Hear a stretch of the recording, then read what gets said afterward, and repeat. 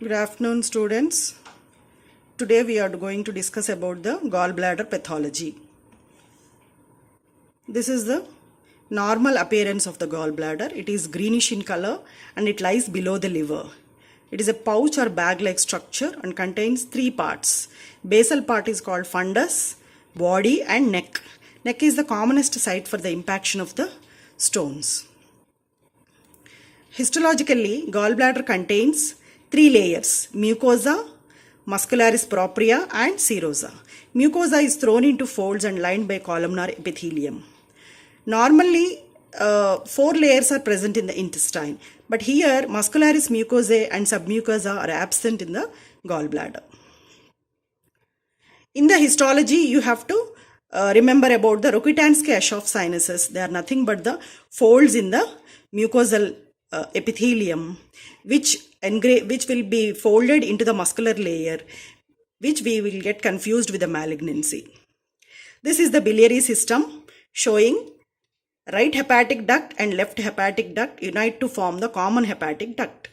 And this combines with the cystic duct which arises from the neck of the gallbladder and unites to form the common bile duct. Common bile duct traverses through the head of the pancreas for some time and opens into the duodenum through the ampulla of water. So, in between meals, the bile is stored in the gallbladder. Gallbladder can store 50 ml of bile. But bile is actually produced by the liver. 1 liter of bile is secreted by the liver per day. And in between meals, bile is stored in the gallbladder. So, whenever meal is taken and for the digestion of the fats, cholecystokinin is produced in the intestine, which stimulates the gallbladder contraction and releases the bile into the circulation, which aids in fat digestion. This is enterohepatic circulation.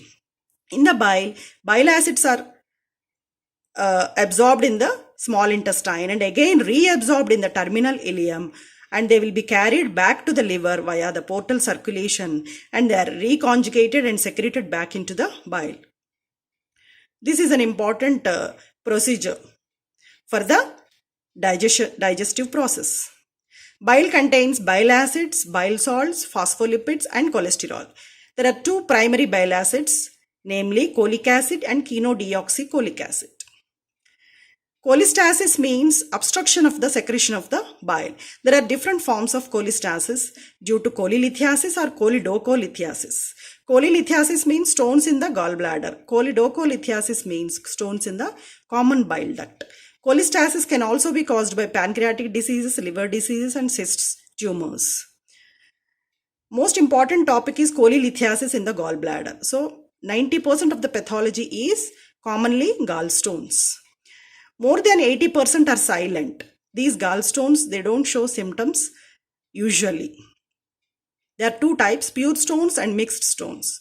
Pure stones are again divided into cholesterol stones, pigment stones. Pigment means here bilirubin. Mixed means it's a combination. Cholesterol stones are common in the Western population and they are due to oral contraceptives usage, pregnancy and clofibrate therapy, obesity, rapid weight loss. All these predispose to the formation of the cholesterol stones.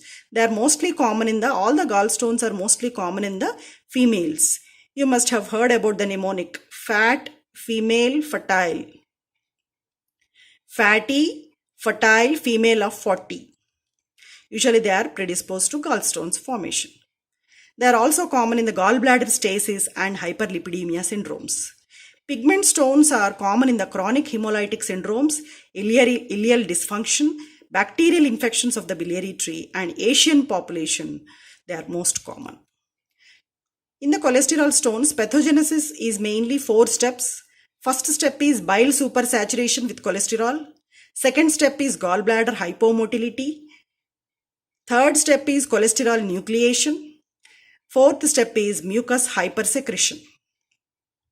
So this is the diagrammatic representation of the pathogenesis of the cholesterol stones. Biliary lipid is stored in the form of micelles and vesicles. So first step is supersaturation of the bile, which is due to the hypersecretion of the cholesterol by the liver. This leads to the formation of multilamellar vesicles. These vesicles, along with hypomotility of the gallbladder, causes nucleation of the cholesterol crystals. And next stage is accretion, which is promoted by the mucus hypersecretion and combines with the calcium salts to form the cholesterol stones. This is the pathogenesis of the pigment gallstones. Pigment gallstones are seen in the hemolytic conditions. So they are formed due to the combination of the unconjugated bilirubin with the calcium salts. Bilirubin will be present normally in the bile in small quantities, but the increased bilirubin concentration combines with the calcium salts to form the pigment stones in the hemolytic conditions and also other conditions. So cholesterol stones, they can be either 100% pure or can be mixed. They are usually pale yellow in color, round to oval. They can be single or multiple. Faceted surface will be there. They are discolored if they contain quantities of calcium salts and bilirubin. They are mostly radiolucent.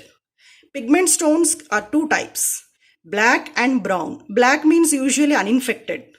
Brown means infected, that is in the background of the infection. They are mostly radio-opaque.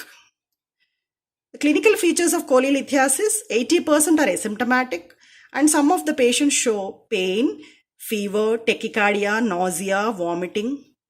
And if they are not treated, they lead to complications like empyema, perforation, fistulae, cholangitis, obstructive cholestasis, and pancreatitis. Sometimes uninflamed gallbladder results in the formation of mucocele or hydrops. So these are the pictures of the cholesterol stones and pigment stones. Usually pale colored means cholesterol stones and dark colored means pigment stones. These are the sites of gallstones in the biliary tract.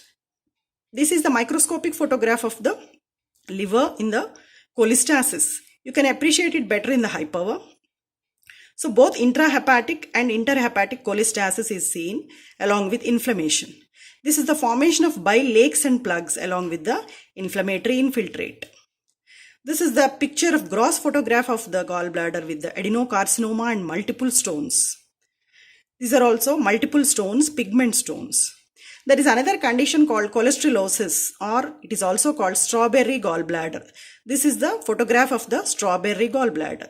This is due to the presence of the small yellowish flecks on the mucosal surface of the gallbladder. Microscopically, you can see the foamy macrophages filled with the cholesterol esters. Here, esterification occurs in the mucosa.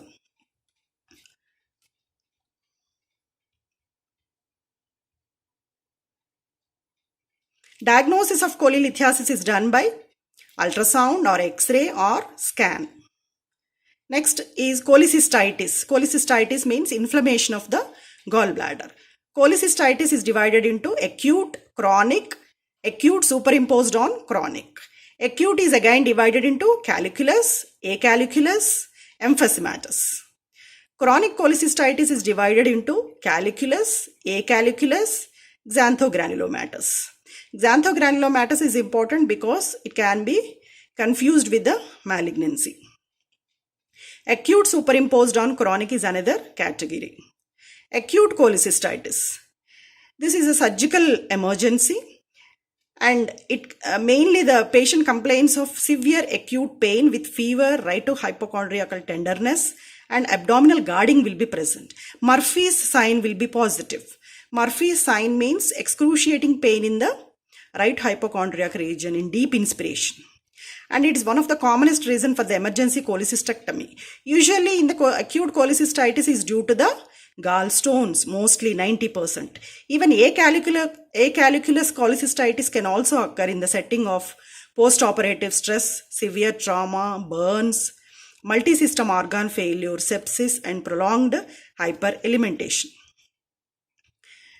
Differential diagnosis of the acute cholecystitis is peptic ulcer disease, pancreatitis, appendicitis, perforated colonic cancer, liver abscess, hepatitis, pneumonia, and rarely myocardial ischemia. Pathogenesis of acute cholecystitis is due to the chemical irritation and inflammation. This leads to the formation of lysolecithins. The phospholipases present in the mucosal layer, they convert the lecithins into toxic lysolecithins, which cause the disruption of the glycoprotein mucus layer. So the mucus layer will be exposed to the direct detergent action of the bile salts. This combining with the dysmotility of the gallbladder and compromised blood flow leads to the cholecystitis, and superimposed bacterial contamination also can occur. This acute cholecystitis can take a form of empyema or gangrenous cholecystitis. Empyema means purulent exudate will be there. Gangrenous means ischemic necrosis occurs and it is converted into a green blackish structure. Hydrops of the gallbladder also can occur, and xanthogranulomatous cholecystitis. These two conditions occur as a sequelae of chronic cholecystitis. Acute cholecystitis acalculus can be due to the direct ischemia, dehydration, gallbladder stasis, or viscous bile, which leads to cystic duct obstruction, bacterial contamination, and generation of lysolecithins. Grossly, I told you it can take the form of empyema or gangrenous cholecystitis. And another variant is emphysematous cholecystitis, which is due to the gas-forming organisms like Clostridia and coliforms infection. Sometimes the gangrenous cholecystitis causes perforation and leads to diffuse peritonitis, bile peritonitis. This is the microscopic photograph of the acute cholecystitis showing the acute inflammatory cell infiltration, that is neutrophils. It appears suddenly and progressive pain will be there, and hyperbilirubinemia is common in these bile duct obstruction, and recurrences are common. Acute calculus will be showing acute onset. Acalculous cholecystitis will be showing insidious onset, and the diagnosis will be based on high index of suspicion.